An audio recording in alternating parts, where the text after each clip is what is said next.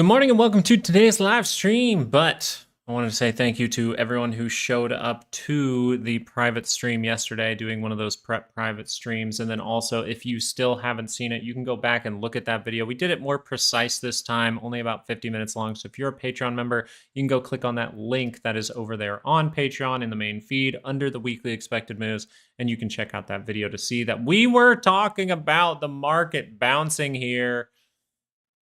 And we were talking about how everyone was saying Black Monday over the weekend, right? We got another time where Black Monday.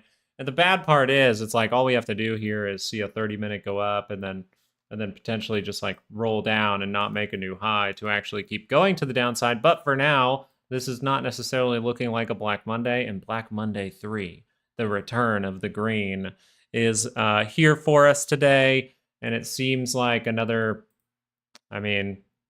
people just aren't seeing stuff right. It's a good thing we were paying attention to the SPY. Good thing we were paying attention to the signals from volatility at this moment. I do think early on in the morning, it is very likely for us to go test something like 598 if we still wanted to. Like we said, if this goes up, we want this to cross through and make a new high, to dip down, to then go higher. And if you were at that weekend video, you know what this blue line is. Now that we're here in the morning on Monday, I'll update you what this blue line is. This blue line is your quarterly expected move. Quarterly expected move. Oh my goodness. Look at that. So pretty. So nice. We'll go on top. Let's see. Let's go right side. Okay. That's your quarterly upward expected move, right? So your quarterly expected move is 604.83. Big shout out to figuring out money because I forgot to do this calculation, but I will do the calculation after this week, okay? So if you're on Patreon, we will give you quarterly expected moves as well. The most beautiful blue line. Doesn't it look all nice? It looks kind of blue. It looks like if we went up past that level and then we like dumped past it again and saw some kind of crash or something for a moment, maybe like a fake crash or something for a daily pullback. Man, people would, bulls would be pretty blue about that one. No, I'm just playing. I'm blue. If I go green, I might die. No, okay, never mind. All right, I tried. We tried our best. For today, so what we need to be paying attention to, one, volatility not making a new low or anything like that, still close to positive territory, so just be aware if the 30-minute is fully able to shift up. And if it does shift up, it does say, hey, there's a little bit of risk of breaking through, so make sure to be careful with longs. But if that can roll pretty early on, that is how we continue to the downside. You know that my assessment at this point, if you were here for the stream yesterday, the private stream for Patreon members, or you just saw my video over the weekend, you probably know that I'm looking for the 2 hours to pull back into Wednesday, and then we are going to see volatility scale up after the quarterly quad witching OPEX is done. Okay, that's my overall assessment here. I was not someone who was part of the Black Monday crash. I did want to see the Monday reaction, but you did get some confirmations in some other areas, which is pretty cool. Hope you guys are ready for a good one. Get your coffee going and all that good stuff. Now that we have that quarterly expected move, we're going to get you updated ones next week. We can really start to pay attention. Maybe the quarterly downside move is what we'll watch. Maybe the quarterly upside move is what we'll watch. If we can daily pull back and then go to the upside, that'd be a perfect place to get to. Super pumped for what is to come for the market. Super pumped because I've had a few crazy weeks the last couple of weeks, and my wife woke up today and she said, I actually feel a little bit better. And I go, I knew this week would be a good one. I'm excited to be here, if you can't tell. And that's about it. Thank you guys for coming in and liking the stream. Everyone go give that thing a like real quick. Will, good morning. Mark, how you doing? Richard's here this morning. Black Monday just happened. It went from 600 to 597 in 1 minute. Did it really?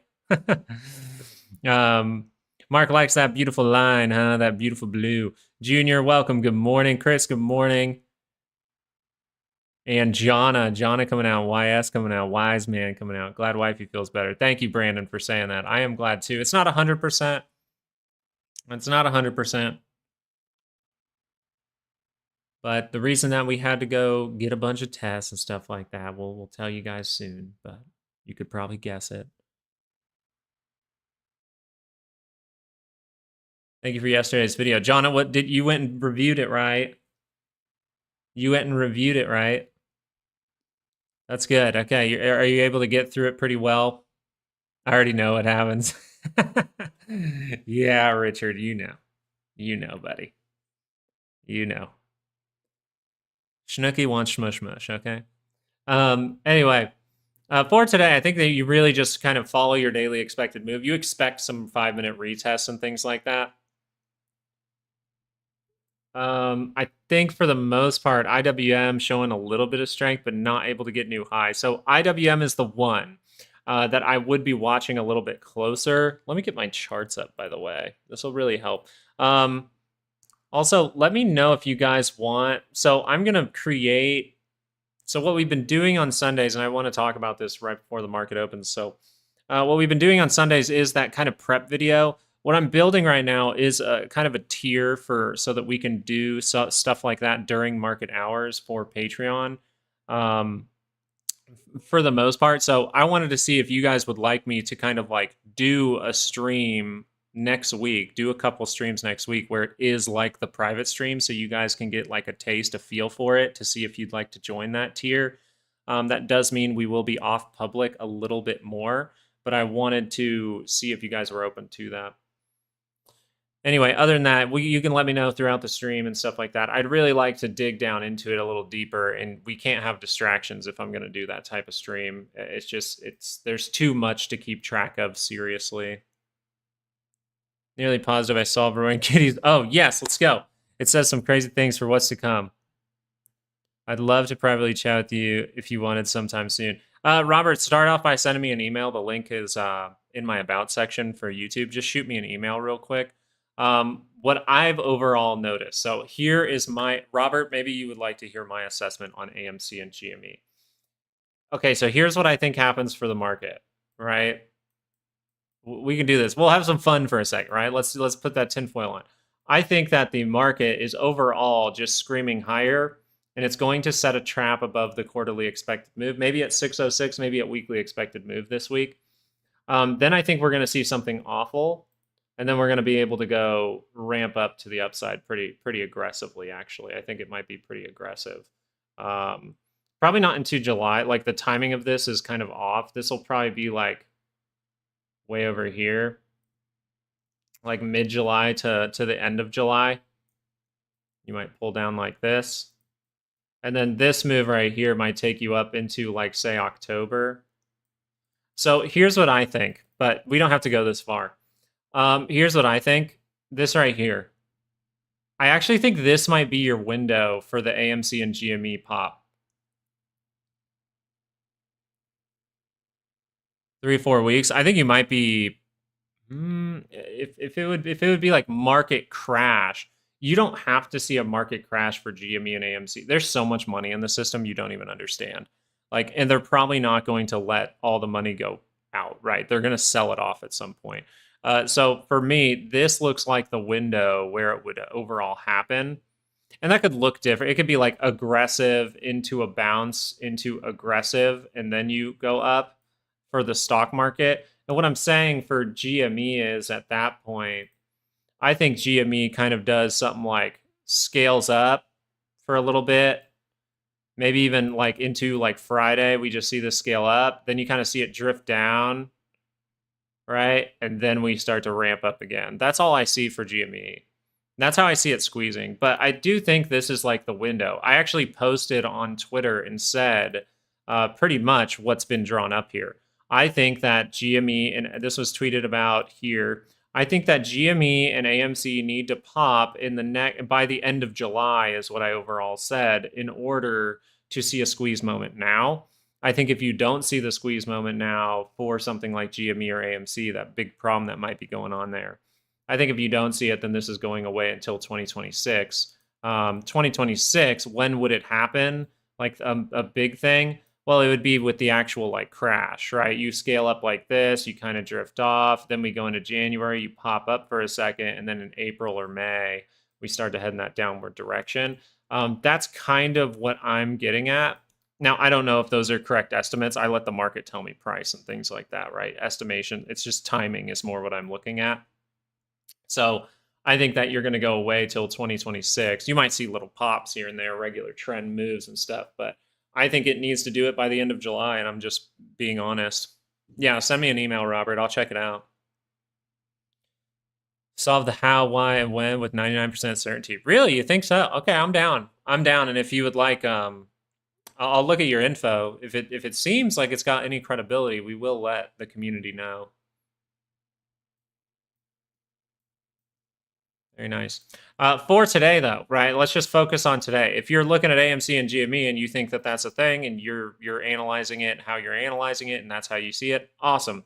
Make a decision, right? This is all about making decisions, good or bad, for you specifically, because you are different from me. You are different from Robert. You are different from JK. You are different from um, you're just everyone thinks about money too differently. So when we do those private streams, we're going to literally physically take you through setups, show you when to be patient, show you how to manage a trade in real time. Like it's going to be great. It'll be the best learning opportunity. And if you're a trader, you can just look at those because we're just going to be showing off opportunities and you can just execute.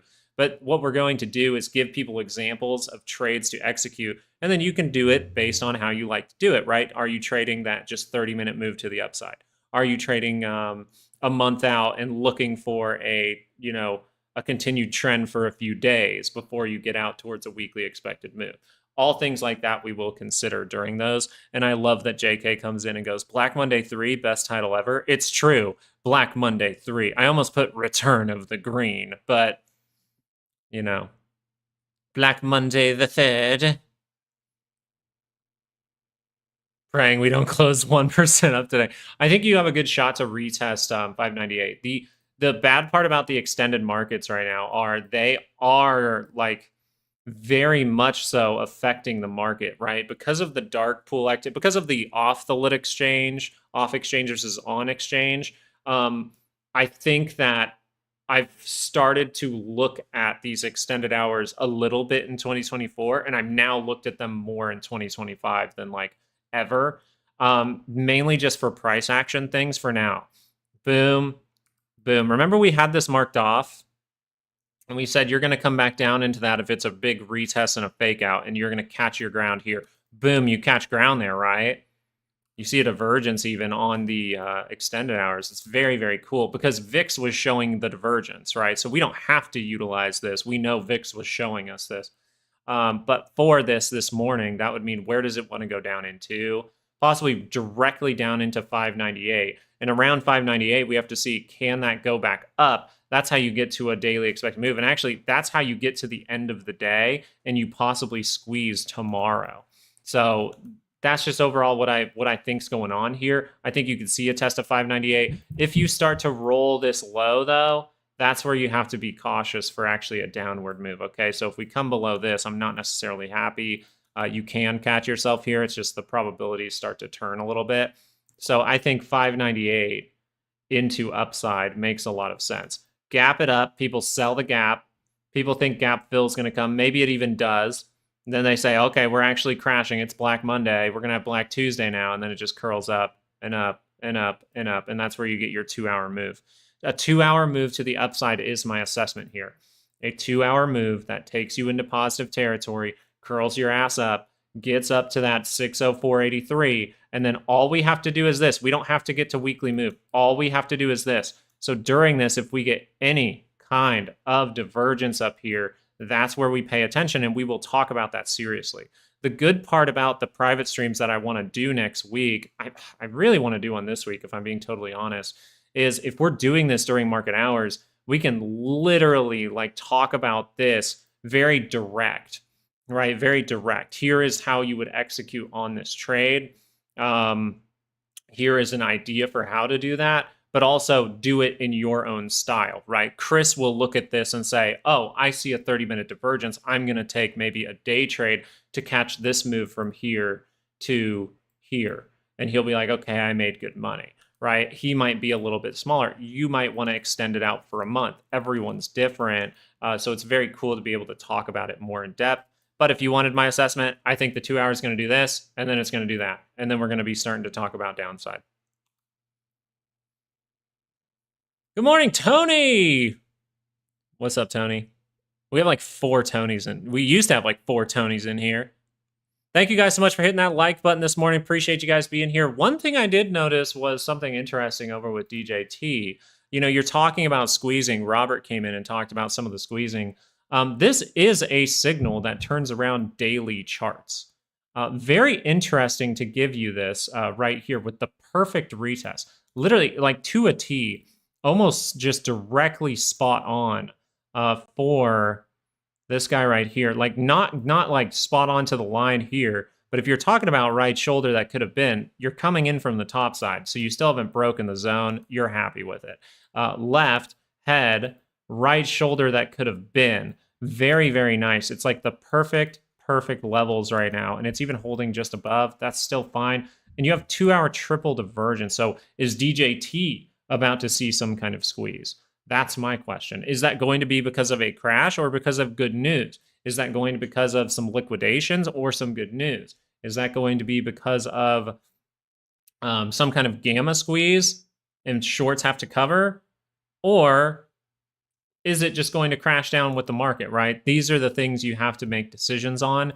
I would say risk to reward if the 2-hour crosses up for some kind of daily move to test 27 sounds very, very good. That sounds right to me. But I wanted to show off that 2-hour divergence. Like I said, when we talk about these things in private streams, I'll actually like do it. We'll like physically just look at DJT the whole time and show if we need to manage the trade, show if we need to be scared of some kind of drop here. Those are the type of things that I really want to get into. I want to get more into like some people I think have to put together those dots. I want to help you draw the line between the dots. That's all I want to do. Or show you dots that line up better, and then you draw the lines to those dots, right? If I gave you dots like this, you'd be like, how the heck do I draw it, right? Oh, is it like this? I don't know, right? But instead, maybe I find you one that's like this, and it's just like,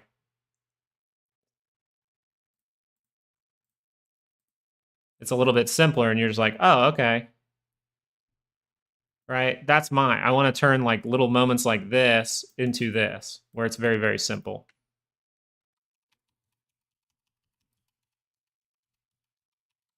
Very nice. We'll see if that's able to hold or confirm. It has not confirmed the 2-hour signal just yet. The SPY, I think, is very likely to try to test 598 before it is able to hold to the upside. Now, 600, still a very important level. If you go look at some options data, 600 is going to be a massive deal. What the heck's going on here?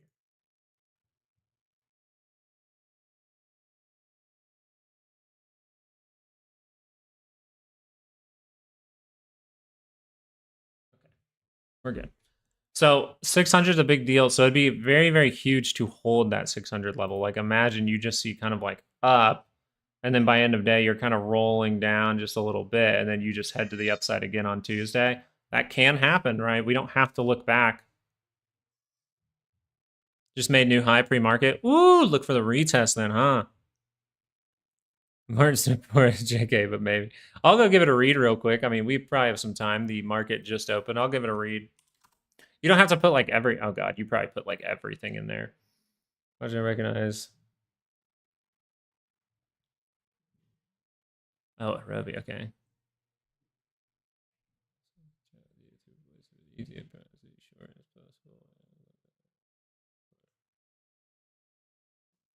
Insane money. Okay. You're funny. You're being funny, Robert. I like it. Yeah, I remember you being in here. You're under a couple different names. Okay, cool. Yeah, we'll try to link up. I do have a Discord. I could log into my Discord if we wanted to chat maybe in the near future. See what you can find. I'm sure you got some interesting stuff. After streamer on lunch. Exactly, yeah. I'll see if I have free time later, even today. Maybe I'll email you back and give you that. I'm kind of making I'm trying to make a different Discord right now. Like at least a different user. I wanted to make like an MMM Technicals username, you know? And you gave you a banger entry. Woo! Woo! Hey, there's the dip down, man. You didn't want to crash it. You want to go up, huh? 2 hour curls up, you go up. You do have a lot to get past. Okay, you need to see continued upside here. You are pretty negative, so you're worried about. There's a lot of areas here that you can run into problems. So taking this out would be good. Getting this to extend up to here would be good. But you have a lot of work to do here because this could literally just be a lower high at some point. You can make divergence or something. But if you really like, I mean, I understand this looks pretty good. Like if this can get going, you could see a 30-minute move like this where the 2 hour just gets going and going and going. I mean, what a pullback. The daily scale probably looks pretty nice for this one, doesn't it? The daily scale looks pretty nice. If you can get a good confirmation here, I don't see what's really stopping it from getting to that $14 range. Maybe even being able to get past this center or get past 1450. That would be fantastic. You do have some stuff going on in here that could prove as resistance. So you really want to see its peak its head at like $15 would be really nice, and then pull back. For the time being, this just looks like a daily swing trade, though. I think the first hiccup of that was right here, a little too strong of a bar. So if you missed that day and you were like, oh, well, I was waiting for the MACD to curl up. Okay, you have a better buying opportunity now.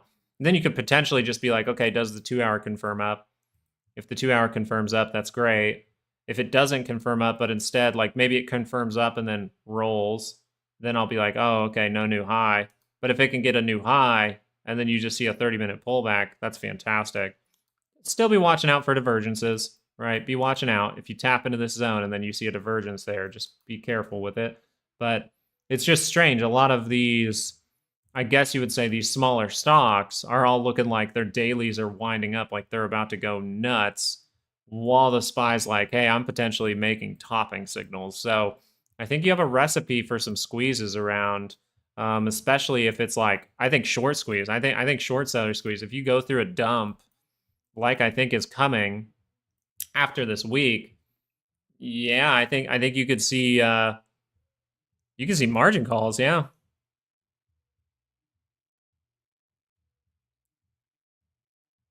Yeah, we'll talk today, Robert, and then I'll share with the community once we pile it all together, okay? I should have time. What time is it right now? It's only 5 after the open. I potentially have time at like 11 my time. So like lunchtime. I'm gonna start your own YouTube channel now. It's hard, man. It's hard to, if he's actually right, then YouTube, it's just not gonna, click. I would tweet something. You're like, I'll give you credit for it, 100%, man. Whatever info you give. I mean, we have kind of the same standpoint, though. Me and Robert, I mean, we're pretty much the same. I don't know what things he has found, but I think that we're on the similar wavelength of like, it needs to happen before the end of July, or at least there's a window there. Can we find some divergence on Meta now?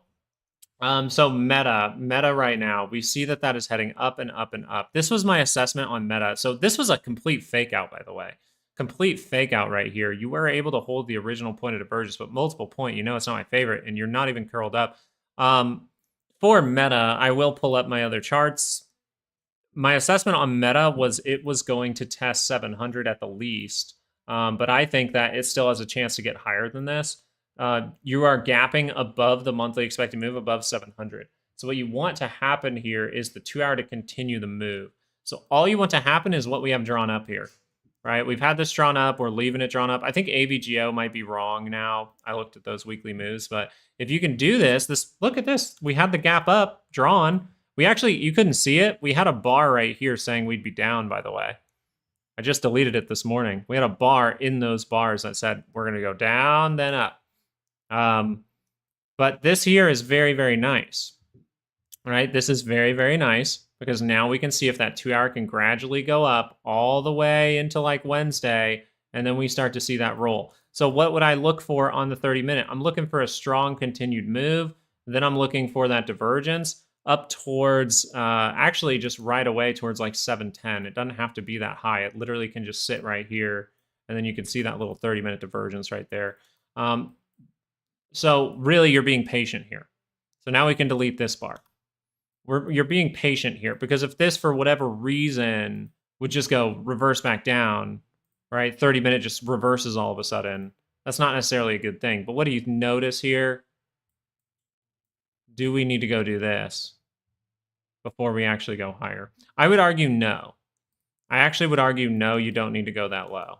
But that is definitely a possibility. You could probably take into consideration your extended hours and just go, okay, boom, boom, right? Friday, we go up, we reject, we make a higher low, then you curl up again, and you're able to take back the 5.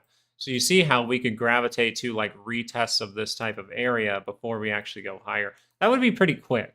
I would assume that would be pretty quick. I don't think this 30-minute rotates back down. I think the 30-minute keeps going, or at least remains curled up and keeps going. And then we start to see the little signs of like weakness towards Wednesday. That's what I think's going on here. You have to be patient for the play. Let it come to you. Don't get eager for it. Let it come to you. If it forms the way you like it to form, that's when the setup is there. If everything forms the way you like it, that's when you can take the play, right? That's your whole plan. If you want to do like lower high plan, you have to make a totally different plan for that scenario. Right now we have this one, but we don't necessarily have a good plan for this yet. Because you see how you could easily be doing this right now. You don't want to mess around with this just yet. You want to be like, okay, I'm bullish on it to get to here. Or if you're sitting patient like I am and just going, I'm waiting for the 2-hour move like this, I'm just like, okay, if it wants to do this, that's not part of my plan. I won't take a play on it if it does that. So come down and retest. That should be what happens. That should happen for the SPY. That should happen. I mean, overall, that seems very probable in the during the day.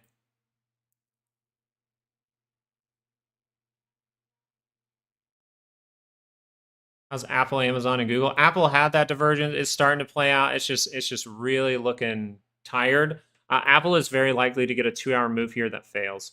Apple is very likely to go up. Look at this. Just do your regular, right? Keep it simple. Swing trade knowledge, right? What do we talk about in the swing trade course? Like $50 down there if you ever want it.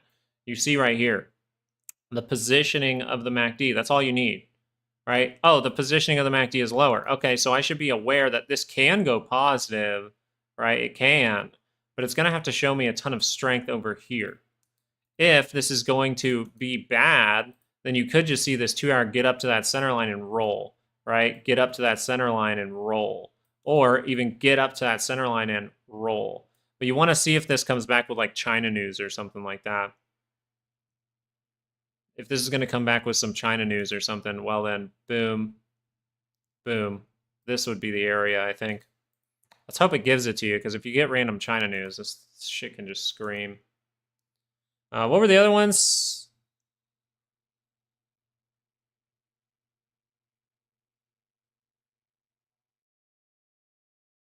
Give it to him and he'll protect us through it. Yeah, I'll try to look at that info for sure.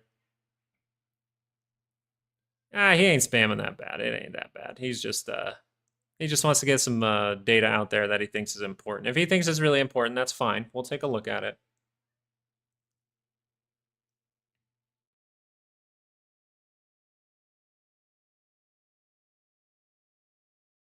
What are the other ones? I know Google was one that they were asking about. Sorry, I'm having trouble sifting through the chat right now. And then we'll look at Tesla, okay? For this, Google, I really want to see this move. I really want to see that move, and I think it could come. Are we about to get like good news straight into bad news? Like that's what I'm kind of interested in. Are we about to get good news straight into bad news, or is this just going to like flop for Google? So lower high is on the table, right? If you look into a 30-minute though, you're doing what? You're kind of like trying to make that higher low, showing pathways higher, dipping down into who? The buyers. So I would say that Google really wants to curl up and get to the same. I think the same assessment is here for me. I think that it wants to try to get to 185. I'll look if it is like on the table for Google to get to 185. It looks like you need to just be paying attention to that high right in here. So I think maybe we just get a tap into the zone and then we see something ugly. I think we maybe tap into that zone and then we see something a little bit bad that takes you into like mid-July down into these areas. And that's where you can potentially be at risk of getting those gaps filled. So what you need to see here. So I know we're talking about things shaping up to a crash. Let's talk about how that could not happen utilizing Google. Let's talk about no like crash. Like we don't go revisit 560 for the SPY or 565, whatever it is. I think it was 564. Well, that would mean that Google and stocks like Google need to see like this. They need to wipe out this possible divergence here so that we can continue, right? And then we set the trap later and the pullback won't have to be as bad. So that's what you need in this area. If you don't get that in this area, then you're likely going to get that FOMO look and then just see that turn down. I know people wanted Tesla. Let's go look at Tesla. Tesla, right, behaved exactly like we talked about in the private stream. We were looking for divergence because we're at a monthly expected move. This is very, very nice. This is where having those lines up on the chart just helps that little bit. We can talk about it a little bit differently and you can understand it better. High or low for Tesla, able to curl up. We were suggesting this on Friday, just being like, it looks like it's doing what we want it to do, but the buying is so strange. So try to make the best decision pretty much. And then over here, we just go, this is great. Now we saw it. The move happened, 325.50. Awesome. We can even potentially like take that off, right? So what we want to see here now is you're caught between these zones.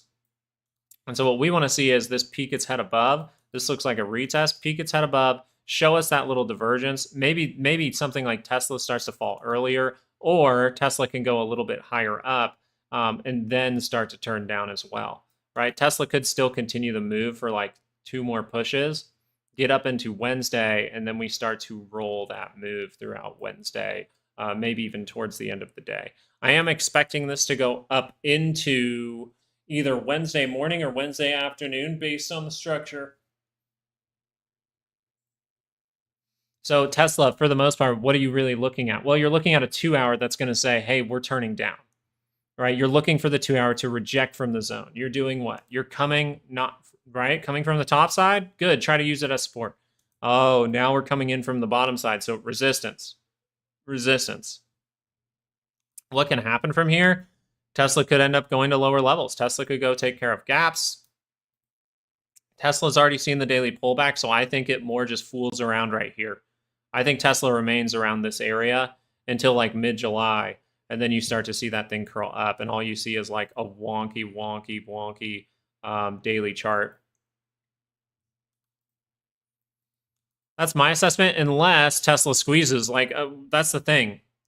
In a time like this, it's like all these little stocks are winding up. Why are they winding up? And why is the market making a top while doing so? It's exactly what kind of the theory is for GME and AMC and other squeeze potential stocks. So it's kind of like, is Tesla in that boat? Does Tesla have any kind of short seller problem? If the markets hold off, would Tesla benefit from that? That's kind of what you're looking at.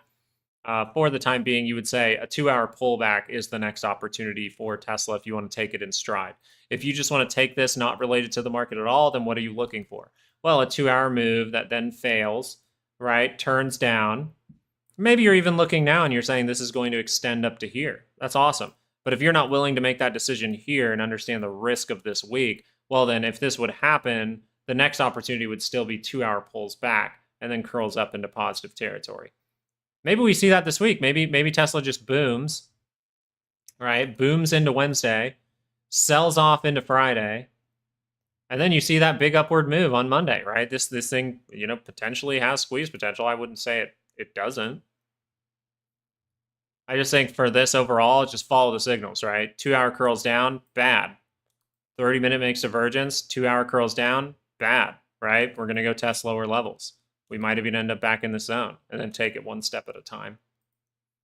Daily scale turns up, hey, swing trade to the upside. No matter what the market does, if you just see a signal and you ignore news, you can look at that daily chart, see if it rolls, see if it gives you the management for the trade.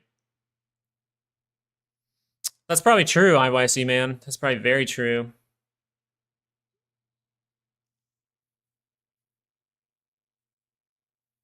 I don't know if the FOMC will be used as the excuse this time. We'll see. We have the whole Iran-Israel thing. So every single time we've seen an Israel anyone thing, we get a daily pullback. Can we check AVGO? Yeah, we can check AVGO. So AVGO, I thought needed to see more positivity here. But when you consider your weekly expected moves, you're kind of looking for rejection around this type of area towards 260. Okay, you're kind of looking for what? A 30-minute divergence that fails, that causes the 2 hour to rotate down and give you the lower high. That's really what it shapes up to this week. So what we do is I can map out like what I think could happen. But once I have weekly expected moves, I go, okay, so like anything up here is just like too much, right? We could just do this and then roll, right? We could roll early on this one. We could roll early, make a lower high. We could make triple divergence if we wanted to. That's probably how you get to that upside and then fail. There's a lot that could happen, but this would take you into like Friday morning. So that would take you up into Wednesday. Pretty much what you're looking for here is the 2 hour move that actually sends you negative. If the 30-minute crosses up now, it's not really going to send you negative. But if the 30-minute ever crosses back down and it's close to that center line, then you would be paying attention. If you just do this, and you fail. If you do this and make a divergence, okay, then we fail. All right. That seems to be the most like close we can get here. I still think this has the possibility to like scream for a moment, set that high, and then turn back down towards 270. Really creating that nice look on the 4 hour, look on the daily, right? A daily divergence is pretty much what I'm talking about here. You just see this thing go up and then get like a rejection divergence. You just go like boom, and then you just reject. Like this is still what I see as probable with the availability that like this part doesn't need to happen. We can literally just go like this and then fall.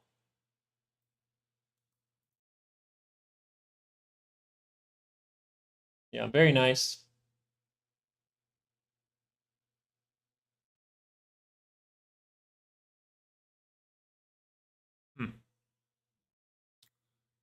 Okay, let's go look at volatility for just a moment here. Starting to keeping it going, 2 hours starting to confirm. Man, this it's probably going to drag out. It might be slow squeezing again. It's probably going to drag out all the way. I would say you're going to get 2 moves here, right? You're going to get one that's dramatically down, one that's just like squeezy like this. Then you're going to see a reaction. Then you're probably going to go back. And then you're going to start to do this towards like Wednesday. It might even take longer than that. There you go. Maybe something like this. I think that here, I'll mark it off. Where is Wednesday? We'll mark off Wednesday 840. This is where I think risk gets very much so heightened. So if you wanted my assessment, I think we're doing this in very simple terms, with the availability to just do this in very simple terms, right? I think that volatility will start to increase once we're around this type of area with the availability to go to the end of the day, which is just right here. So far, hit the daily expected move. We'll see if we need to retest anything at this moment. We still have that window to go test something like 598. I don't know if you want to. I think you would rather just pop off right now, get to 604, use this strong buying, right? Use this, go up, right? Then see that retest, and then we can maybe go up again. And then we get like a 30-minute pullback in the morning tomorrow. And then we scream up into Wednesday. That's very let me do like a timing with this. So we went down. So this should be just up. I would like to do this. I would like to see it more like up, up, up and away. I think it's very likely that we do something like this. Actually, now. Let's do it now. We just go boom, boom. Then we go up on Tuesday, maybe Tuesday morning. We sell that off. This is your 30-minute pullback that's kind of drawn out into Wednesday. And then Wednesday morning, you start to go up. And you even go up into the close potentially, and then you fall. That would be the timing of it. This would shape up that 30-minute divergence right there. And that's how the 2 hour finally turns down with the divergence as well. And it doesn't have to get that high. It literally does not have to get this high. This can be like this. Just anytime we see divergence or a lower high at this area, that's when I'll pay attention.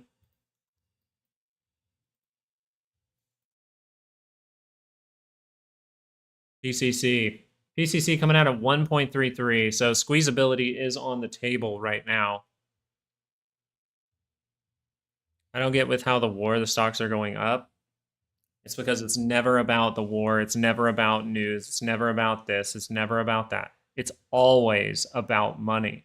This is why I don't really look at news very often. We probably looked at it more so this year than a lot of other times. The time that I was looking at like data drops was really 2022. But like here's how, and this is how we stated it. I don't believe over the weekend. I think it was during the live stream yesterday. Or it was on Twitter, I think. I can't remember. I stated this a few days ago. I said, watch for this to be a trap, right? Because of the bad things they're throwing in your face. It was really being thrown in your face, right? But at the end of the day, what really matters? Quarterly OPEX. The rich people who control the market do not care if there's war. They care about quarterly OPEX and their money this quarter. They care about selling those to potentially cause a daily pullback using news about potential quote-unquote war. The time where you will actually see war affect the markets is when we see something like a 9/11. Like, that's the time. Whoa. We're moving here.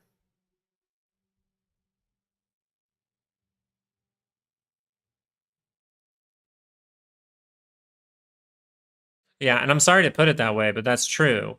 Like if you pull this out to a daily and you just look at the dates and you go, oh, that was options expiration, we sell. Oh, VIX expiration's coming up, options expiration's coming up, we're at the blue line, we sell. I believe it's even when you come down into like this area. Where are you? Options expiration on that Monday, you bottom. Here's OPEX, right? Well, what was OPEX probably like at this area? Well, because of this, it got mixed between bulls and bears. So during OPEX, they want to do what? They go, oh, we need to get out of our shorts. Okay, sell into OPEX, a little bit more on Monday. Then we get the opportunity to buy 2-hour pullback. It always adds up to the money. It's always about the money. It rarely is ever about what's actually going on, unless that thing going on directly, not indirectly most of the time. Most of the time, it has to directly affect the markets and those companies within those markets. What directly affects markets everywhere is if the United States gets attacked like 9/11, well, that's going to be a lot different. It's going to cause a different kind of fear. And that actually hit an important area where a lot of things had to stop. It slowed the economy, right? We had to drop rates and things like that too. It's like those things actually affect us. Something that causes us to have to actually physically like react in our economy. But just like someone bombing someone overseas does not do anything to us, right? It just doesn't. Now, they can tell you it does. It does do something to us. It allows rich people to get pullbacks to get back and have a reason to sell markets at the quarterly expected move. Tempest, is it popping like we wanted? Or is it falling? Ooh, see, Tempest had that bad signal. Damn. It's still going. If that holds, if you just reverse this right now, you watch. Ah, I should. Oh wait, who wanted the BA weekly expected moves? I have BA weekly expected moves for you.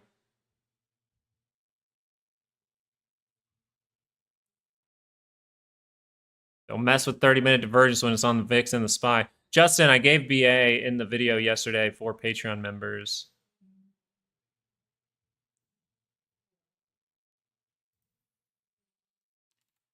Do you want those levels? 210.25 and 190.59 are your weekly expected moves.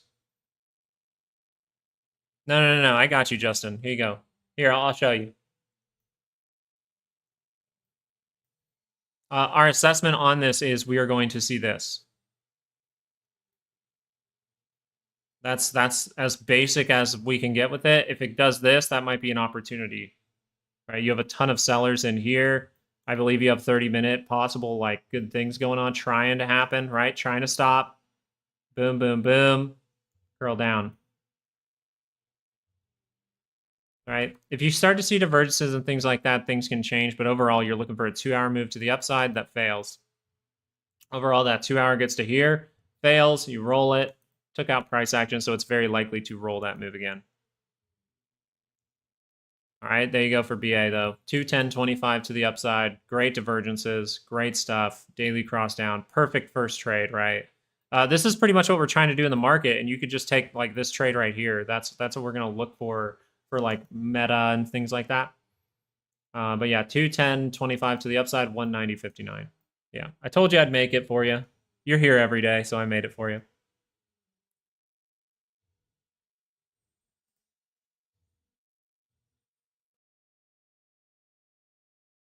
Yeah, SPY is 602.35, but you had divergence and people got really bearish, so you have squeeze on the table now. The more this goes up, the more this will come down. People are just getting fearful. Look at my blue line right on the dot there, man. Why I have that marked off for a reason. Usually you don't see it directly to it, but people got too bearish. And people won't be bullish until people now. This means what? I don't think people get bullish until we're up here. I don't think people will get like mega bullish. They're gonna get mega bullish. You just watch. You just fucking watch, man. They're gonna get bullish. Ugh.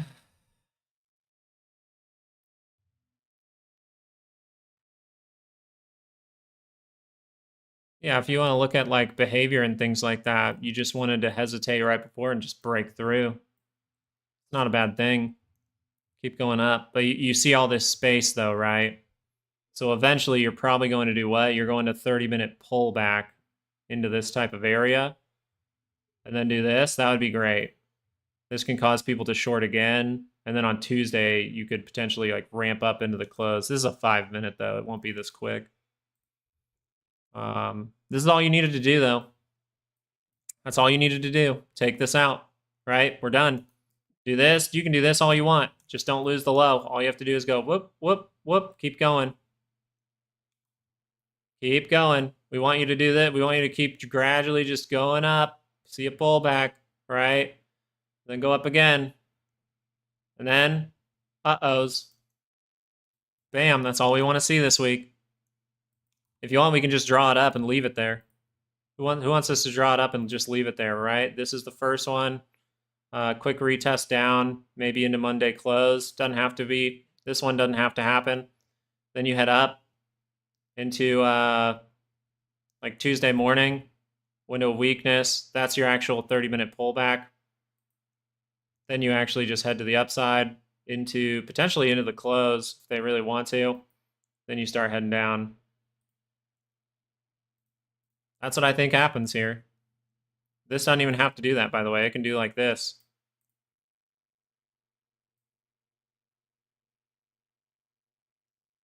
10 a.m. That'd be nice. AMD, you want to go look at that real quick?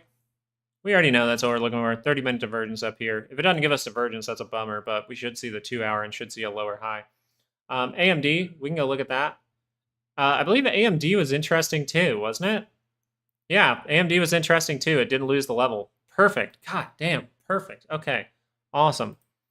So if this 2-hour can go up, you're just looking for the failure, right? You're looking for a failure, which means watch out for what? A 30-minute divergence, right? You look out for this.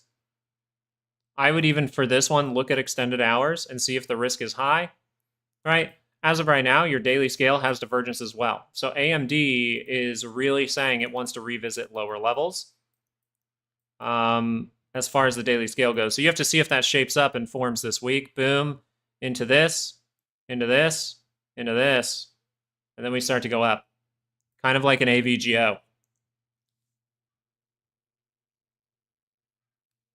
Glad I didn't sell in May. Yeah, that looks very probable. I'm just looking out for 2-hour divergence. How does 2-hour divergence form? 30-minute divergence likes to shape up to see weakness. As you can see it in the near price action even. If you take into consideration these highs, You don't see it on the MACD, but you'll always see some kind of form of it. One there, you see this, and you go, oh, it's not on the MACD, but it is on the RSI, and it's extended all the way across. Every single one of these points is holding for the RSI. So this probably had 2 hour, almost 2 hour divergence, no 2 hour divergence. That's probably why we're looking for that.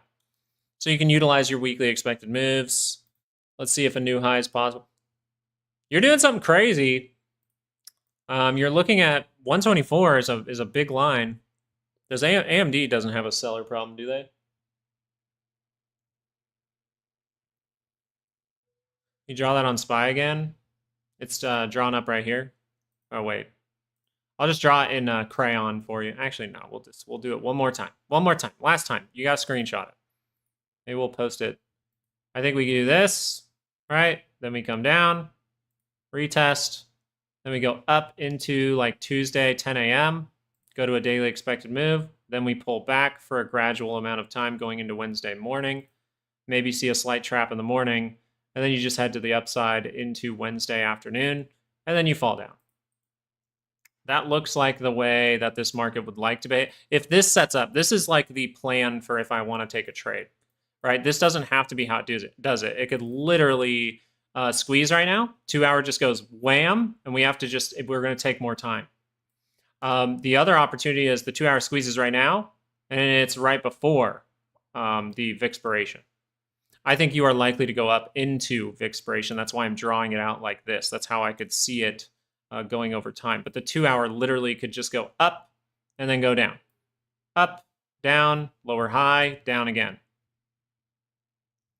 That is on the table.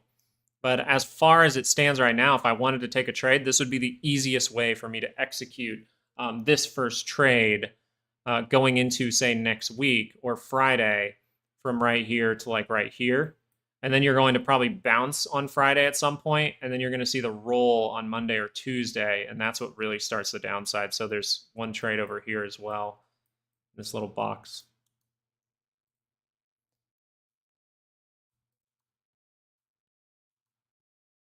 Yeah, there's like, those are type of trades you can take. You can be like Chris and just be like, day trade it, right? Day trade, boom, one downside move. He's like, cool, made my money, 4-point move real fast.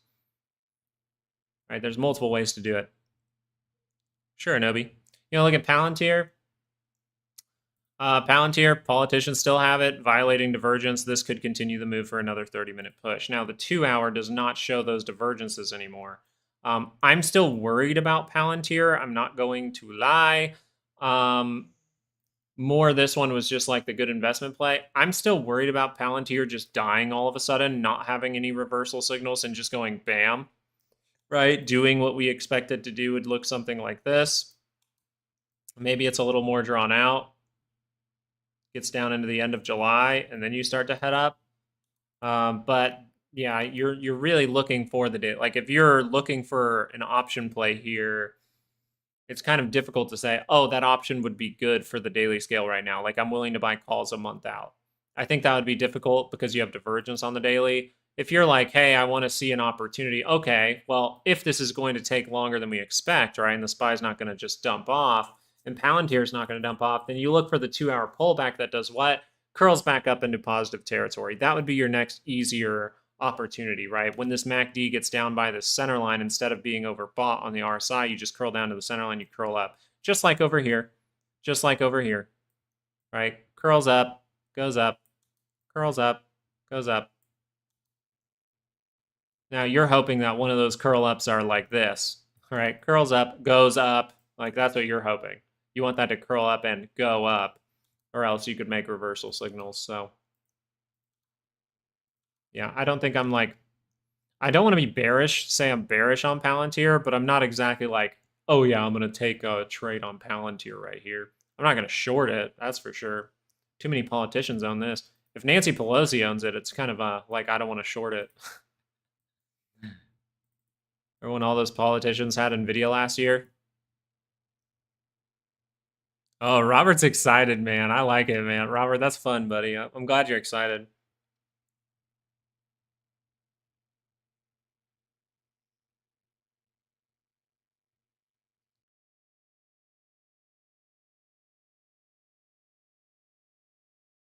That's true. Jim's like, I got aped out, bro.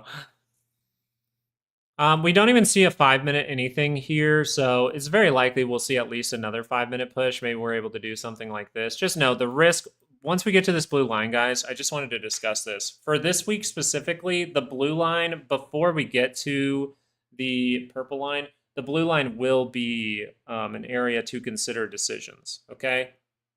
You will need to potentially make decisions at that blue line. The decisions might be a little different. It would, one of those would just be, am I willing to hold to see if we go to the weekly expected move? What am I seeing around the blue line is a better way to treat it. But that is your quarterly expected move to the upside for the SPY. Yeah, Richard. Is this just Robert, are you lotto stocks? Just tell me. Just tell me. No, I'm just playing with you, Richard. I respect it. I respect that you're passionate about it. I think that's awesome. Like I do. I genuinely think that's awesome. LOL, no. I'm just messing with you, buddy. Okay? If he starts talking fractals, we're screwed. I don't know. I think you're looking for margin calls, so as long as he has like, oh, market comes down a little bit, then we squeeze. I think that would make the most amount of sense. Richard has a gambling problem. Richard has a gambling problem. He always shorts GME and AMC. Or no, sorry. Wait, yeah. He always shorts AMC, which works for you every time at the monthly expected move, doesn't it, Richard? It works 100% of the time. It's worked every time the last like year. I hope it goes up though. I really do. I'm not someone who's like saying, "Oh, I hope it goes down." No, I hope it goes up. I think that'd be awesome.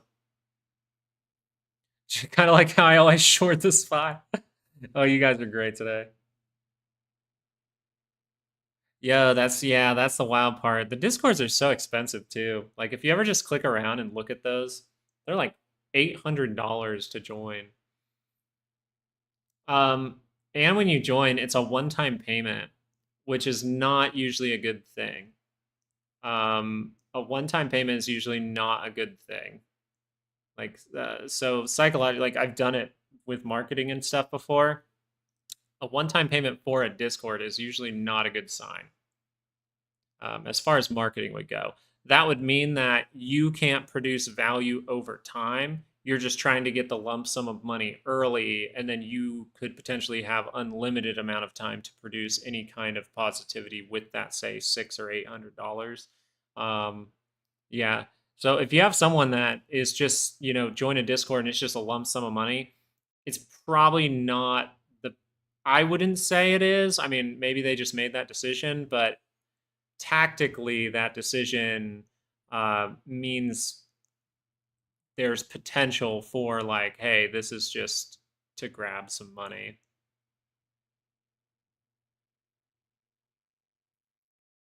I'm looking into it, Tony. I'm actually looking into it.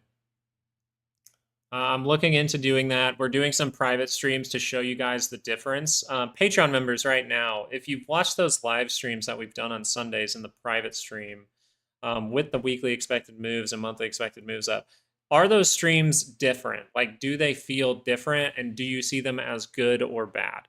I would love some feedback on those. I want to make sure, and it'll always be advancing.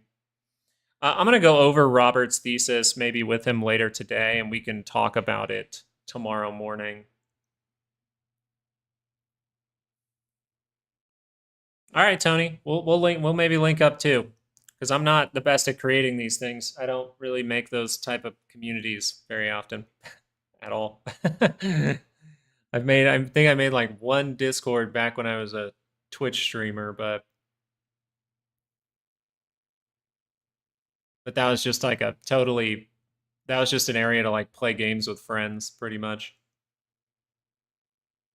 AMC would cause a world collapse. Mic drop. I don't know about that. Um, it has the potential to. If the problem is as real as what's been reported, then it is possible. But I don't think it would be probable. I think they would. There's too many gotchas in the system. There's too many gotchas in the system, right? money printer go burr and everything's done. You know, much more helpful when you really focus to each person's individual needs. Exactly. That's kind of the point, and it's more just getting those focused people, people who are willing to be patient when we're dealing with individuals. I think that's a very very good thing. Last time it had squeeze potential, they let it rip and capped it overnight. Citadel has the game online. Exactly. I think it squeezes, maybe even does a big squeeze, but I don't see it as like, oh, it's going to hit like people saying it's going to hit like $5,000 or something, or like, or people who say AMC is going to hit 1,000. I just don't see that. I don't see them letting that happen. It's the best thing you can say. They're not letting anything happen with the stocks now. So what makes you believe they're going to let it go past 1,000? Unless the problem really is that deep. Yeah, we got some tinfoil in here today, man. Oh, I would love it too, Toronto.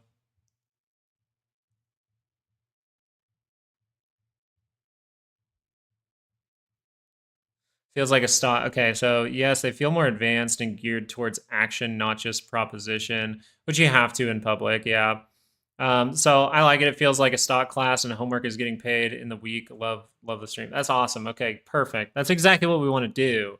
We just want to kind of treat it like, hey, I'm teaching you carpentry. Here's how to build a table. Now try to build the table yourself. That's the good thing. And I'm going to show you things that gives you, like, say, 4 legs and a top, and you'll be able to build the table. And then your job is to make sure like none of that wood is cracked and it's going to fall over, right? And execute how you want to execute. Do you want to make a small table? Are you taking a bigger table? Are you taking your time with it, right? I think it's very cool. I've liked it a lot.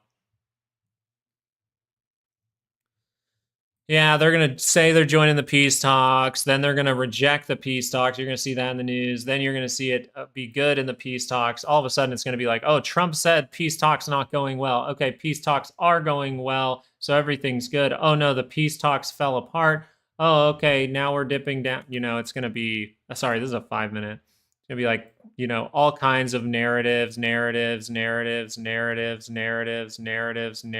Oh, something actually bad. Like, that's how I see it. Like, it could be Wednesday, it could be Friday. All I know is I'm looking for bad things above this line, and whenever I see bad things above that line, I'm going to start to make that position. Willa's still hanging out over in Rumble by himself. No, I do miss me some Willa. Willa's good to have around. A lot of people were probably disrupted by last week, though. But yeah, he still misses Rumble. Willow would love the private streams, like he would. I hope he's able to get in there. He's waiting on the Rumble stream to start. It says about to begin always. Try to line the QQQ from the bottom till pullback here possible. I still think 598's open. Let's go check the Qs. The Qs. Oh, they're extending the move. This is good. You can keep extending if you just retest even daily expected move. Daily expected move, very nice for a 5-minute retest. I think you want to keep it going though. I think you want to keep it going. Right, in regular hours, right? I know we're flipping back and forth. Don't get confused. I mainly use regular hours when trading. I'm just analyzing a little bit to see where we would get to. So a little 5-minute retest of the daily expected move before we head higher. Maybe you just head higher into the close, right? We just show these new highs, show that new high end of day. That would be awesome. And then you pull it back on Tuesday, retest those buyers, and then Wednesday you start to ramp up. And then we start to see bad things like Friday afternoon or Friday close, Wednesday close. I think that could be interesting. Up into down, into up, and then we come down. I don't know if we'll have a lot of time. We might have to use extended hours to see the divergence, by the way. We might have to. Yeah, I think we might have to for that. What level was that? 532 with the availability to go all the way down, right? When you look at this, you can see in the gap all the way down to like 528. It's not a bad thing though. What are you doing here? Left, head, right shoulder. That's all you're looking for now. Boom, boom, boom. Or boom, boom, boom. That's all you're looking for into Wednesday. Pretty spot on. Tuesday, you pull back. Is volatility down by 10%? Ooh, volatility is down by 9.7. Go higher by end of day. Get volatility down by 10%. Then we have a 85% chance for a down day in the next 2 trading sessions. You get your 30-minute pullback on Tuesday. Then you go up into Wednesday. Exactly like this. Bam. Into roll it. Into up. Into uh-ohs. Just like that. That would be the whoo, I would like that setup a lot, guys. I would like that setup way too much. And then you dump it on Friday to get back in the blue line, right? You dump it on Friday to get back in the blue line. Might take longer than that, but then you get it down here on Friday, down in this area on Friday. Woo!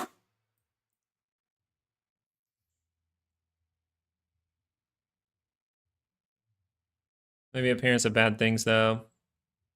Whoa, GME, you okay, boy? Like, GME, what are you, like, you okay, dude? You okay, bro? AMC is going to try to do the thing. I just don't know if AMC is, like, safe from everything, if that makes sense. Like, what the market goes through, I'm not sure if AMC and GME are going to turn down with it. I'll pay attention to it pretty critically. Whoa, hold up. Who the heck's doing this? Winton. I almost said Winston. Winton, thank you so much for subscribing. Appreciate you being here today, buddy. Sorry, I'm a little bit far away from the mic right now. I'm going to pull this down so I can see when people sub. And not click over. God dang. I still have AMD over here. It's still ripping. Apple's kind of lackluster. Tesla's a little bit lackluster to start. I think it catches up. Amazon looks like it's going to do it, guys. So Amazon, we talked about this one yesterday.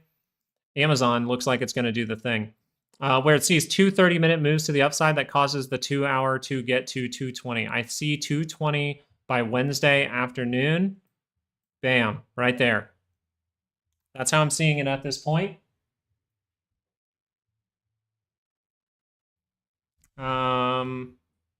Yeah, if you have weekly and monthly expected moves, go look at Amazon right now and comment in the chat. Like, look at what you're seeing. Pretty awesome. Now, these things haven't confirmed. We have to be aware that it has, like, nothing's happened yet. This is our period of patience.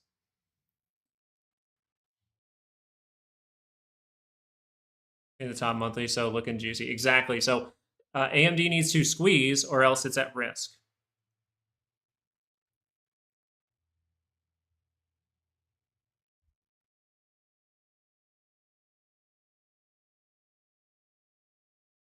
All right. Let's see here.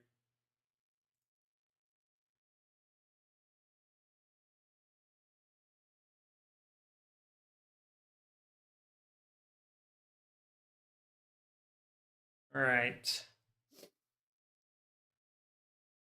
Looks good. Looks good. So I am going to prep for... Actually, I still like the meta play. I still like the meta play the most. I think meta has a big chance to just see a pullback into 645, if not 600. And I think you're going to see a nice leg like this first. And this is where I'm going to try to make money on the play. Then see if I get that counter trend to bounce. Then see if that goes again, and I can take another one right here. Off of the monthly expected move at the end of the month. Like, come on. That'd be so sick. I'm so excited.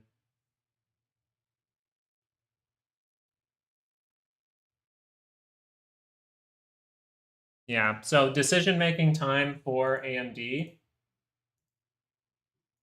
That's something you do know. It's decision-making time for something like AMD.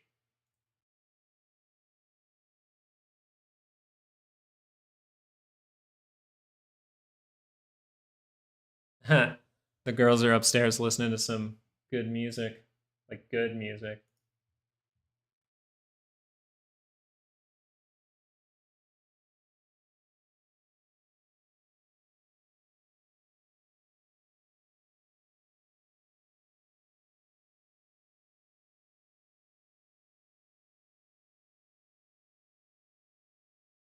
I think I ate too much. I'm a little bit paranoid. Feels like I'm breaking down.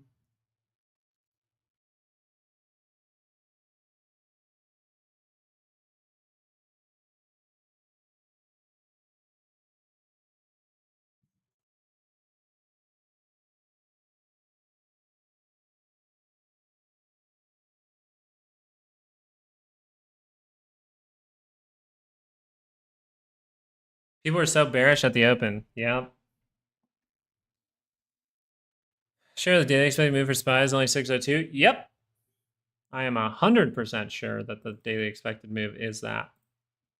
It is a 68% line.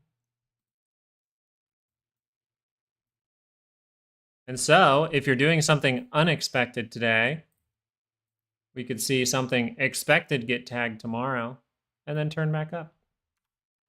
I think it takes its time. I hope it takes its time so that we can raise this floor a little bit.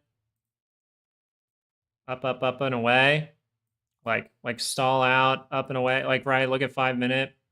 Stall it out. Curl back up. Stall it out.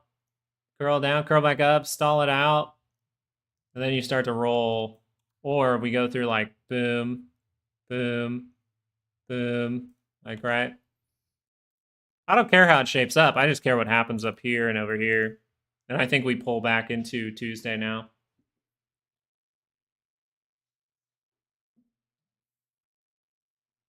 How'd you set up for next week's expiration of the JP Morgan collar? Yep, at 5905. JP Morgan collar seems to work like a magnet. Would you short this Wednesday or wait until next week? I will look at, so my plan here, Victor, is to look for short signals at the Wednesday close. Yeah, the energy today is good. I told you guys, this week's like, last week was a hiccup, man. Last week was just wild. If you guys were me last week, I wouldn't wish that on you at all. Like, we went from hospital on Friday to like baby shots the next Friday with multiple hospital visits. Like, it's crazy. They also make you as a member feel more comfortable about asking a question. Here it's like free how much you can ask. Yeah, I get you, Sue. We're going to do it. We're going to do it. And we're going to make it like well worth the money. Okay? It's going to be cheap and you're going to be like, you're going to be like, wow, okay, now I actually know what a good setup looks like. And we're just going to show you good setups all the time.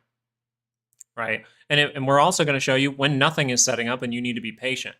Right? We're literally going to show examples. And you don't have to be patient. It's your money. You can still click the buttons, right? It's not about doing it for you. It's about teaching you how to do it so that one day when you can just be like, all right, I'm confident. Maybe you can bring something to my attention. We're just buddies who look at stocks together. I think it's great. The goal for that stream is going to be like the goal for private streams is going to be to get you off of the private stream. I'm gonna show you guys setups so often that you would be like so comfortable with it that you could get rid of the private stream. That's the goal.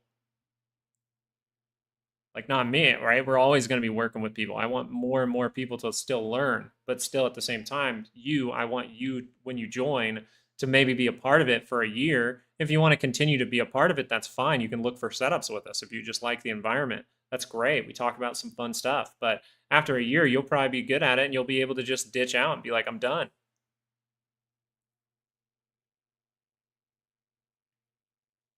Consistency is a key, Jack, and that goes the same for your money management. That goes the same for everything. Consistency is one of the biggest things. It should, you should get a tattoo of consistency across your forehead. That would probably keep you consistent. Will you say sweet nothings? Yes, we will have a ASMR portion of the stream.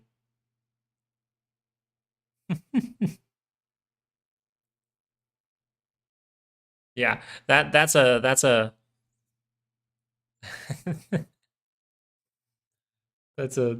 what? That's a dono. That's the gold package. It's the gold shower package, okay? On my way to a tattoo artist. Oh God.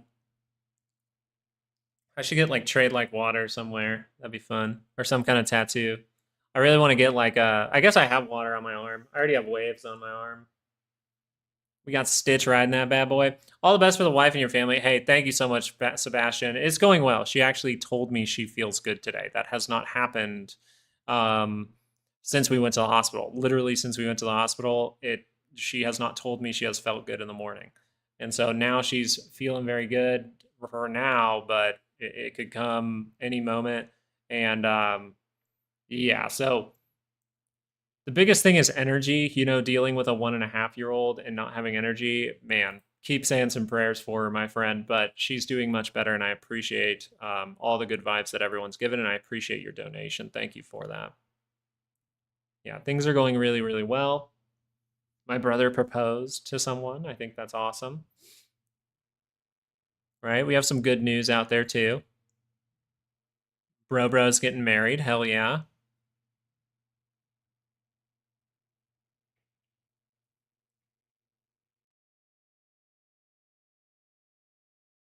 I get clingy on the second one. Oh no.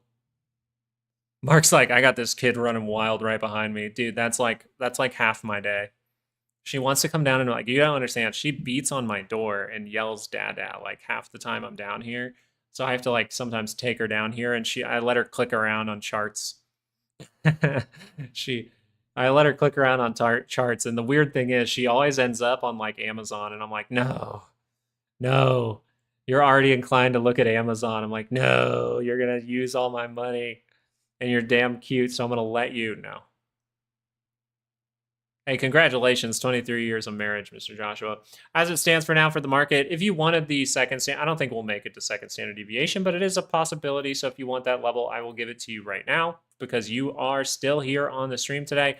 The second standard deviation for the daily expected move is 607, which is up towards these areas in here. Just so you're aware, that is above your blue line. So if you see something absolutely crazy take place, 607 is where you make a decision for sure. You don't play around with 95% daily expected moves. Hell, you don't play around with 95% monthly expected moves either. Remember this guy down here when we had a monthly move? The second standard deviation down here? Ooh, you don't mess with that. You don't mess with second standard deviations, right? You're not that guy. You're not that guy, pal. You're not that FOMOer, pal. Okay? You're trying to make money, pal.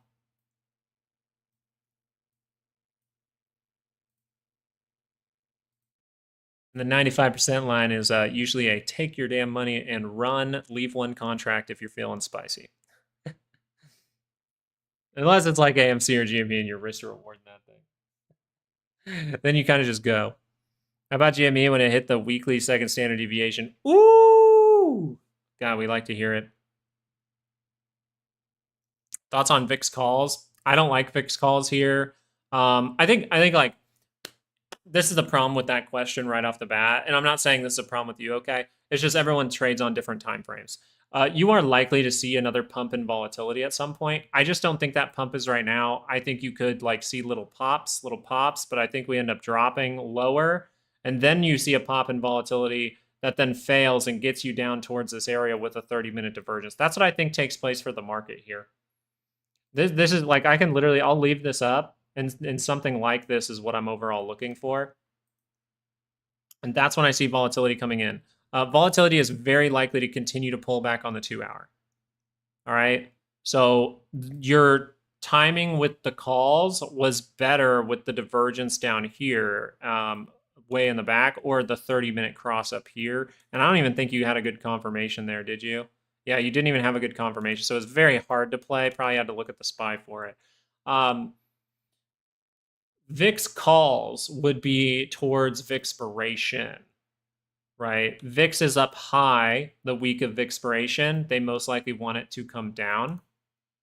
Like it's already low. So there's your pump for VIXpiration. Then you start it to subside to reprice that bad boy. Then you go in and it reprices at the slightly higher level than before. I think that's how you look at it for the time being as far as VIX goes. Now, that doesn't say if things are different, right? If things change. If you go like this, right, you make a new high and you pull back, what's this 30-minute? Well, it's very positive. Okay, that is where I can potentially make that decision over here. This one, you're going to want to play. You're going to think it's coming. You're going to even maybe say in your head, I know it's coming. But is it actually going to come? You don't know. This is way different. It's much easier to wait till that goes into a positive trend, see a pullback, and then just say, okay, I'll take volatility calls going into VIXpiration over here. So I think your head's in the right place. You're looking for that kind of play. But I think the timing is just telling me you want it to happen like now. And you're way more likely with the structure as of right now to continue upside for the SPY, which means volatility actually might subside to take care of these gaps. Notice that we never took care of this gap either at 1724. If we fill that this week, that's where things get really interesting. Look at this, slowly coming down, right? Slowly coming down. Very, very nice. Exactly what we want here. Now, it doesn't mean you can't be right. I'm not someone who's going to say, a lot of the time you will hear me give my opinion and say like, that play doesn't look good, this doesn't look good. You need to know about markets, like anything can work. It's what works with that word consistently over time.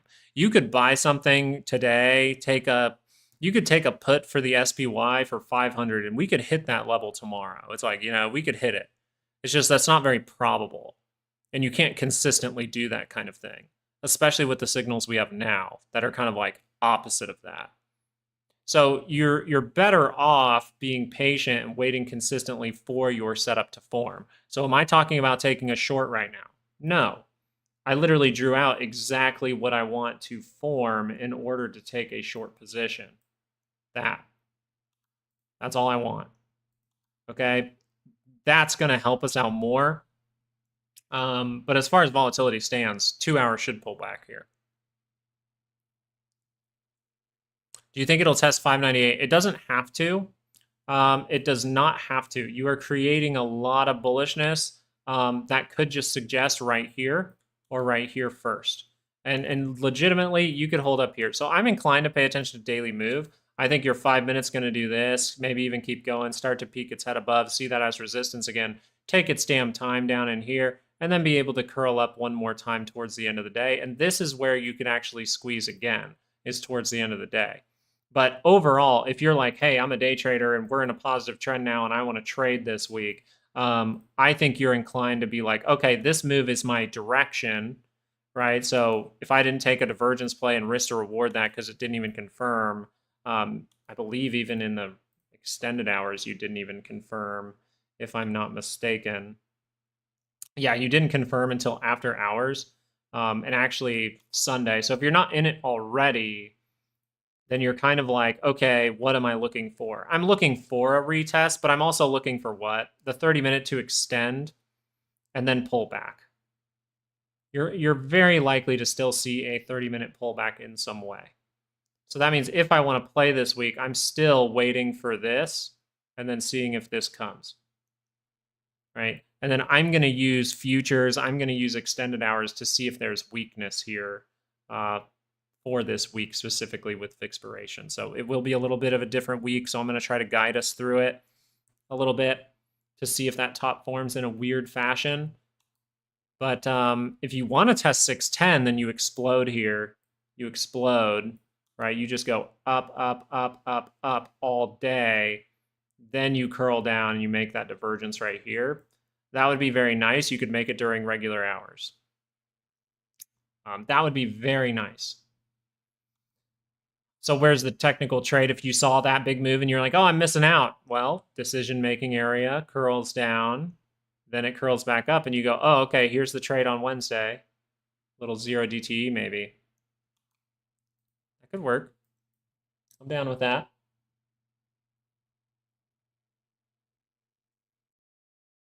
I think I'm breaking down. I want to go check on DJ Tizzle. Starting to curl down again. Not very good, but still, it has the divergence point now. It has the divergence point now that likes to curl up 2 hour charts.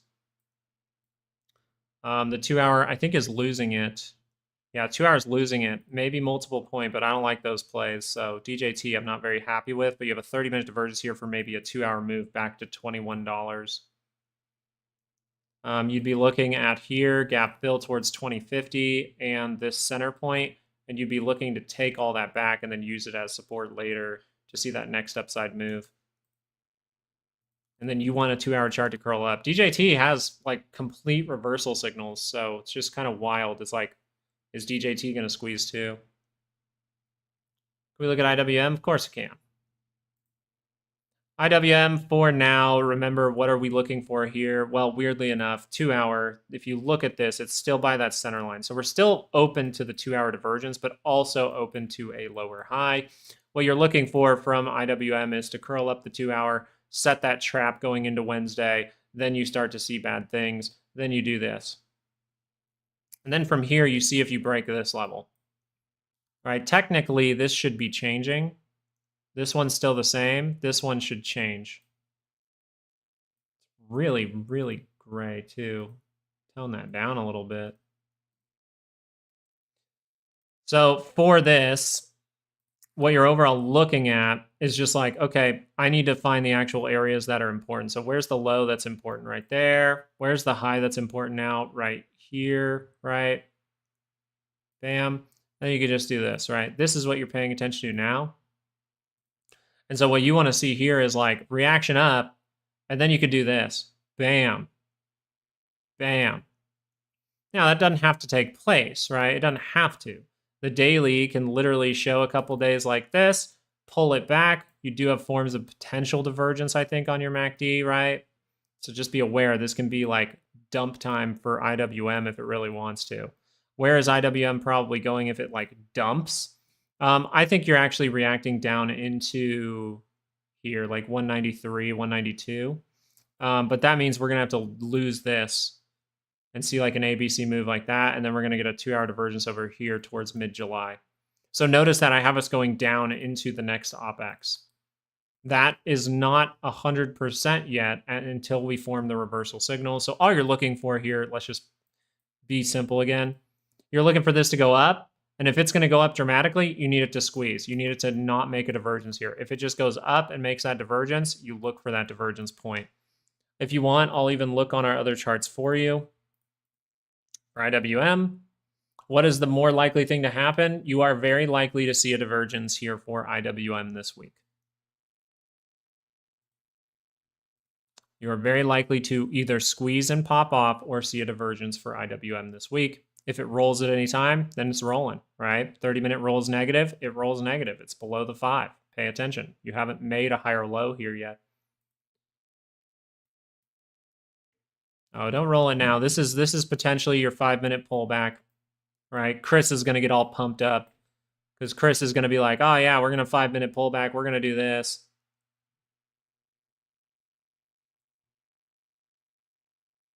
Then start going up again. We'll see. It's very likely with how this 5-minute stands. Ifama, yeah, you're welcome. He is, man. He's excited, Richard.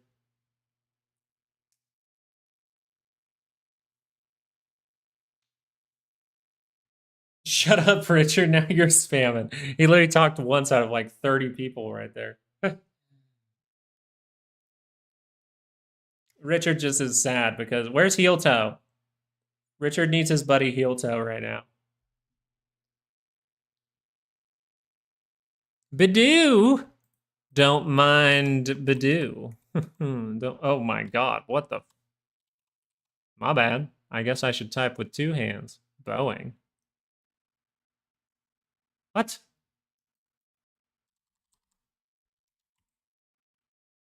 What the hell? That was weird. Badoo, very, very good here. One thing to look at is just what is the state of my 2 hour at all times. This looks like 2 hour pullback, and it's a great pullback. So this is what we're talking about with a lot of things, right? Using these blocks. And you come up to this area. What do you come up into? Uh-oh zone, right? Uh-oh zone. And so what are you looking at now? You're looking for a retest to go higher, like the daily pullback, right? Or the 2 hour pullback, daily pullback. So this could be done. It could be not. Looks like it might want to be done. So you're looking for 2 hour traps, but this is perfect. Breakout, retest, curl up, right? Don't lose that low. You need to squeeze here. The daily time frame is trying to go positive. Daily higher low, right back into here. That's nice. Daily higher low. So all you're looking for here is, does the daily roll? So if you see 2 hour divergence, it gets scary, right? If you can curl up and see a squeeze moment here, look for those higher lows. right? What you want to see here is now you're going to use this. So if you really wanted to mark off two areas, I guess you would mark off the high still and the low. It's a very massive zone though. And what you want to see here is just a boom, right? You want to see a boom. Because if you don't see a boom, you set up a 2-hour divergence, it looks like you're going to fall out of the bottom side of the zone. You want to see this go wham, and then probably come back and go again. You want to see this. So if you're treating it simply, you would say if the daily crosses down, it's bad, right? If the 2-hour can cross up, it's good. And it looks like the 2-hour wants to get going. 30-minute gave you this 15-minute divergence for the double bottom. So now what is the more likely thing to happen? Well, you'd hope it would continue, but it might need to like reach down and do something like this first before it does. Give you this kind of price action. That looks like what's very probable here. It takes you Wednesday. Let's do it like this. That right there looks very good. So we can leave that there, but that seems the area where you could catch a bid. And then obviously the bad thing is wham this way. Okay. Doesn't look too bad though. How's that 5-minute doing? We flagging yet? We flagging for lunch? Yeah, we only listen to a lot of stocks.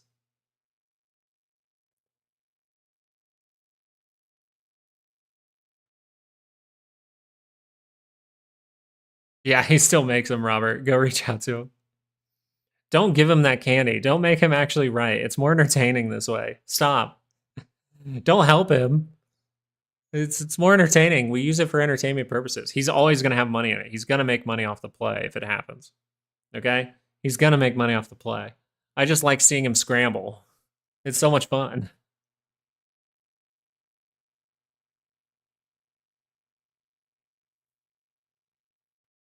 I hate to be that guy, but it is.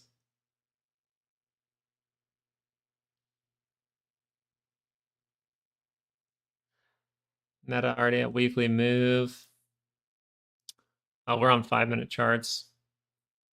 Yeah, so you see here how we could extend. It's very positive on the 5-minute. And you see how we could do what before we extend? We could see like this. Right? Then we extend, get it to go one more time. Then we pull back. Right? This is Tuesday, right? Yeah, Tuesday. Then we pull back, 30-minute pullback here.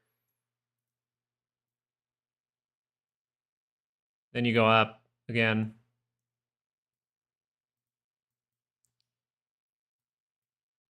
Yeah, that's how we would want to get there, especially by like Wednesday. Now, that's reading into a lot of the future, right? All you're looking at now is, hey, the 30 minutes going up. All right, but we don't have to look at 5-minute charts. You literally can look at a 30-minute and just be like, okay, let it do whatever it wants to do. It can come down and do this, right? Pull it back. Then we go up.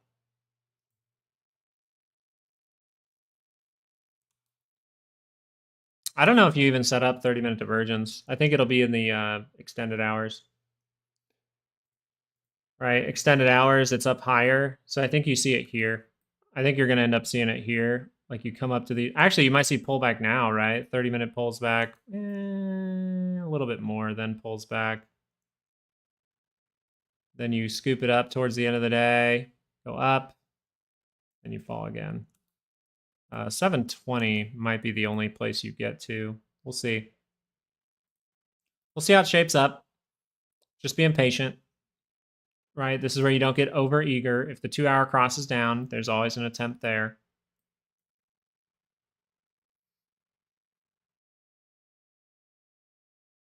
That's today talking about the 620 screen. No, I hope he doesn't. No.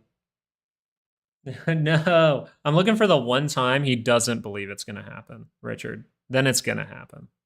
IWM breaking out. Very nice. Go, go, go. How are these guys doing? Yeah, let's see. They're slow. SoFi trying to get a move. 30-minute could just reverse down here. 2-hour divergence first, right? Do this. We're almost to that line we wanted to get to. We're so close. What we call it? Here, here. So close. One more move. We'll see if we stop short. Weekly expected move for SoFi, guys. Make sure to pay attention to your weekly expected move. We talked about a lot of this stuff yesterday. 1510, very, very sketchy, right? Just right at this high is very sketchy for SoFi, if we can get there. Gold, what's gold doing? Is it pulling back in that little retest action? Little retest. No divergence. No divergence. Kind of want gold to pull back more, then turn around. Yeah.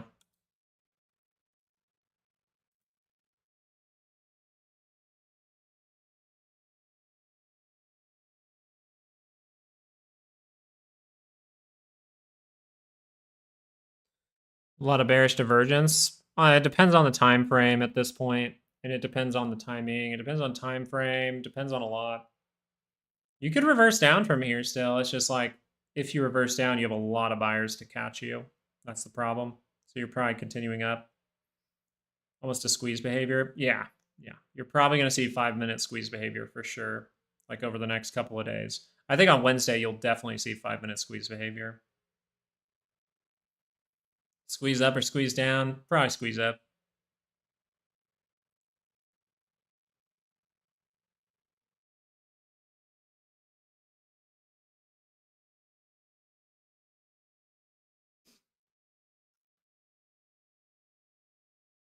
Go retest SPY. Go retest the daily move, damn you. Remember, this can be a mean retest. Your 30-minute and extended is pretty up there. So you could go to here or here. All right, we can leave those kind of on the chart if you want. It's in this little area where you could see up, but your 5 minutes not necessarily showing weakness in regular hours. So this slow grind, right? Let's just take into consideration how positive this 5-minute is. Look at this. Just like over here, we figure our stuff out over time. Same thing can happen now. We can go like this. Nice and slow. Go up. Set the trap. 30-minute pullback. Set the trap. Go up into Wednesday. Set the trap. Done. That would be super cool. I hope we are reading into it well. I hope that happens, right? That's all we're saying. I hope that happens. If this, then that. I think 610's on the table, especially if you extend this now. If this like can actually extend now instead of pulling back. You'd have to extend now, then you pull back, then you go up. And that might be too much. You'd want to like, this is like 5-minute extension right now. You just keep going. Get to higher levels, then you pull it back. Then you wind up into that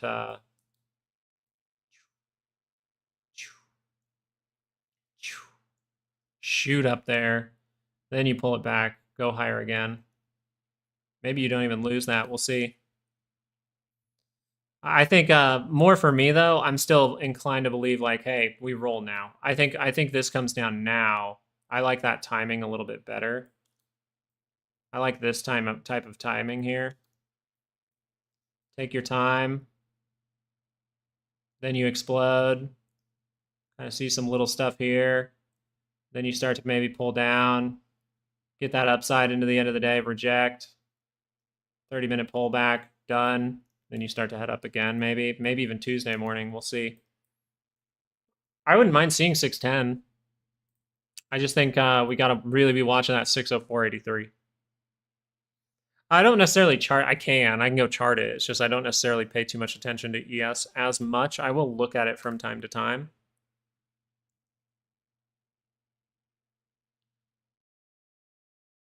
$610 today? I don't know about 610 today. I think 610 Wednesday close would be the timing. You got me red on AMC today. Yeah, heel test buying too much AMC. Richard's losing money now. So now you can just watch this 5-minute, watch it go to daily expected move, see if it goes negative, right? See if it starts to drop aggressively. That means maybe 30-minute pullback is now. I think you're more inclined to believe this will continue, though. Take its time, take its time, take its time, go up, take its time, come down, right? We'll look at the timing of it. We'll just let it do its thing. I only have 100,000 shares. Hang in there.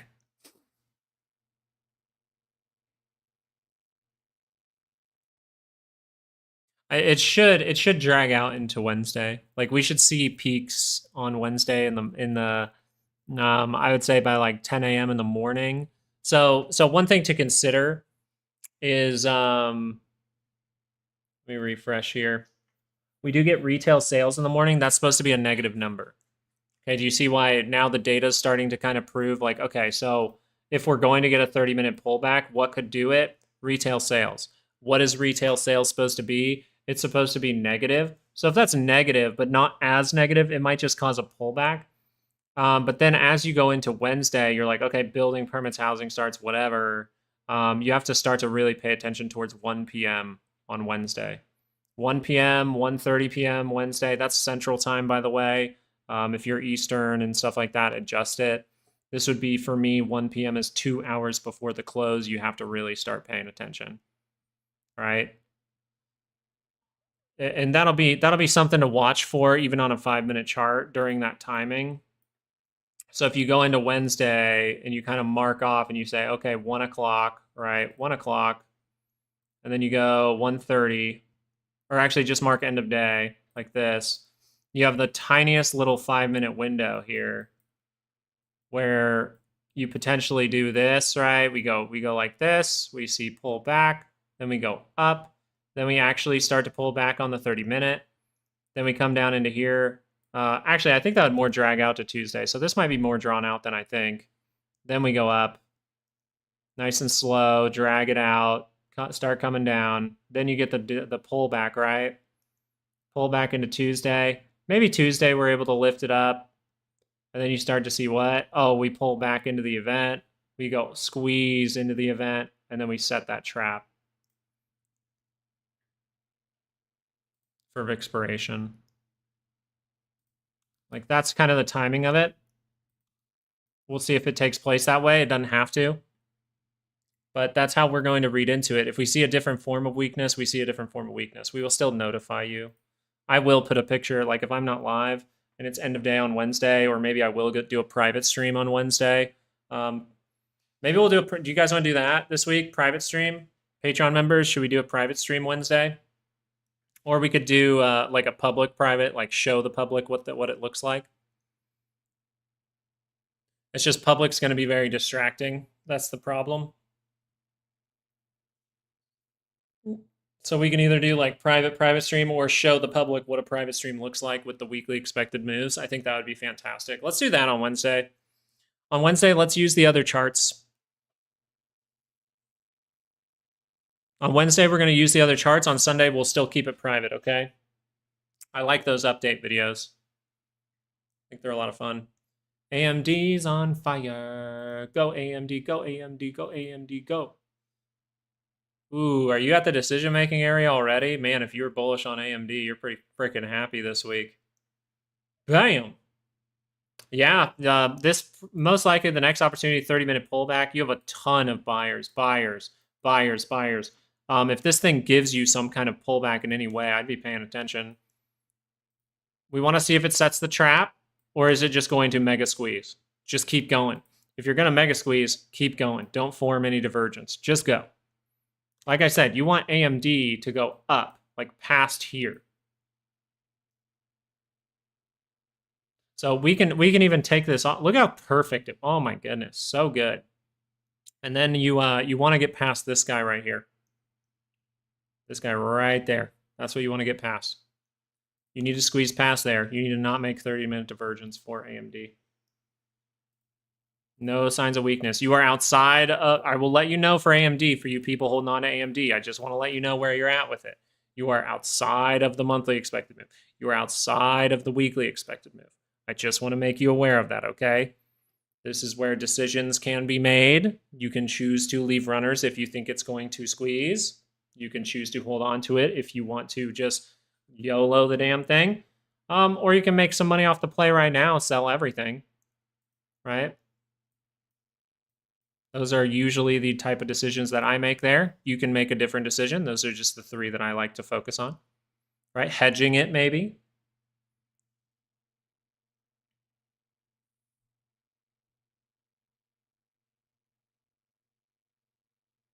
Gonna look at snow real quick, and then we'll take a look at is that Merck or whatever? Is that the one with the good dividend?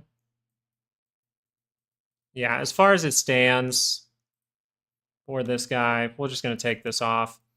You can revisit key levels here pretty simply. You can come down into here. As of right now, you don't necessarily have the best blocks. So if you wanted to, the worst thing that could happen is it comes all the way down to here for a daily pullback. You're experiencing daily squeeze for Snowflake. That's perfectly fine. You're pulling back with time. That's really good. I'm not necessarily saying this is like bearish yet, but if it wanted to see a big pullback, you could see it with the market here. What's very likely happening is you are potentially even making like lower highs. You're potentially going to see a roll here. What you're looking for downside.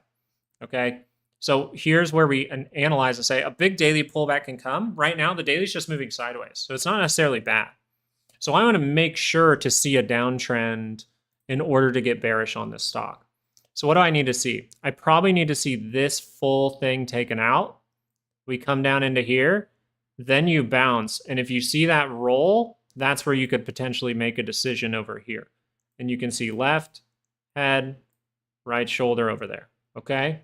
What kind of liquidity are we going to use? So you could get a retest in here on like a 30-minute cross up that just fails, and then you just turn down. You want to be shown that overall. Some people would say like this is already in play for downside. I don't believe that with this type of look. I'm not necessarily seeing it. I think that the daily's moving sideways, so you got to be more cautious and just make it like negative, right? Negative on the MACD, curls up to that center line, rotates down, kind of like a negative swing trade. And you can look during that time, if volatility is high, you can see some choppiness. And sometimes on your 30-minute, you'll see that choppiness come to fruition. Like right now, you could go make something to the upside. I'm saying like if we saw this level broken, you would look for like a reaction up, and then maybe you'd see something like this, and then it just crosses down.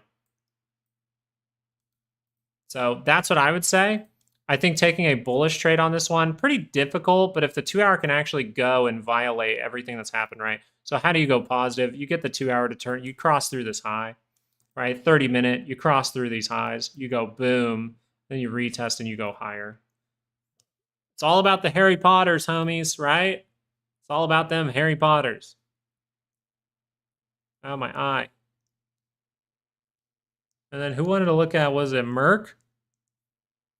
Is that even the stock? I don't remember. I think this is on my dividend list. Yeah, this is. 30-minute divergence broke the low. This is not a good sign. Let's look at the 2-hour. Not a good sign. Okay, you do have, I don't know what we drew over here, but you do have a form of 2-hour divergences. So what do I think is going to take place here? I think you're going to retest back into this area here, this area here. I think that this will be a, let's look at the daily. Okay, so 2-hour retest. So where would the 2-hour really like to go to? It would really like to go to here. Even now could be done if it wanted to squeeze. These are your 3 levels to watch for. So if I was paying attention to 3 levels, I would be watching right now at 79.67, seeing if you can turn up on the 30-minute scale at the least, and then seeing if you get positivity or a roll. I think you're more likely to get a 30-minute roll. Left, head, right shoulder. And so therefore, I am inclined to pay attention to here towards I'll say $78 right there. And then the worst case would be all the way down to $77. But all that is potentially a 2-hour pullback, whether it wants to look like this and pull back, and then curl up into positive territory, that could be a good thing. When it starts to get riskier, you're going to lose this low. Right now, you should not be like, oh, I want to go super long, right? Unless that 30-minute curls up or the 2-hour pulls back and curls up. What you want to be is kind of stagnant here and see if this drop can catch itself maybe with a 30-minute divergence. That would be nice, 30-minute higher low. Because if you break this, you start to do some bad things, right? So if you're really wanting to mark something off, you get that high, get all those lows, a lot of things going on down there. That's good. And then you would see something like this. That's how you retest the lows. And if you retest those lows, be careful because the daily is rolling in negative territory, which means what for something like this? This divergence might play out. It might need the 2-hour pullback first and then go play out. But as of right now, from the information you have, you still have to be very aware if the daily rolls and goes and tests that low or makes a new low and then is able to curl up into positive territory. So it looks like Merck might not be safe. As far as the price action stands for Merck and Company right now, Merck might not be safe from some kind of drop in the market is what is being suggested from those signals at this moment. I think it could be a good investment level, though. If you get another daily divergence form there, I think it could be a great little investment level. Nice. Overall, looking pretty flaggy. So for today, I do have to hop off right now. Robert, I'll try to get into that email, try to get you a way to contact me, okay? But I appreciate everyone coming to the stream today. Thank you guys so much for liking the stream today. The scream. Thank you guys for liking the stream today. Really, really do appreciate that. It looks like right now we're looking for the 5-minute continuation, meaning we might get a pullback and then continue. For the time being, it looks like we're shaping up into that upside into Wednesday. We're just looking for any time we see reversal signals above this blue line. If it happens to be above the purple line as well, that is perfectly fine with me. Thank you guys so much for joining today. Really do appreciate it. And I hope you guys have a great day. And I think you're going to have an even better day if you have a plan. And that plan should just be trade like water, which means you are aware that, hey, I'm taking setups when I have 3 to 5 reasons to take it, but those still can go wrong. So I am making a plan for my trade and a plan for if it goes wrong. That is a very, very good idea in this environment if you're trying to play any kind of upside into Wednesday. And then Wednesday, we will look at this stuff with you and see if something shapes up. I think it'll be a lot of fun. Thank you guys so much. Have a great day. Peace out.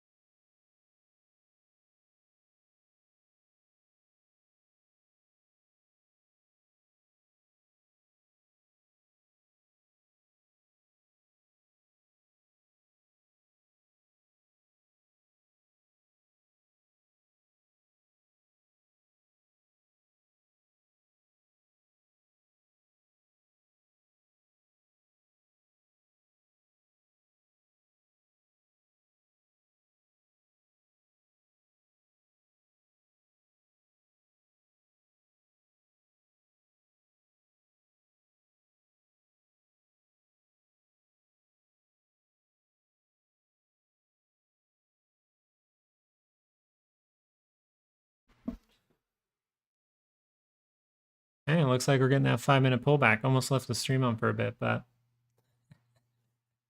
do you guys like when the stream gets left on? Dad is about to go get some lunch. No, thank you guys. Go get some lunch yourself. All right. There's a 5-minute pullback coming. All right. I'll talk to you guys later. Peace.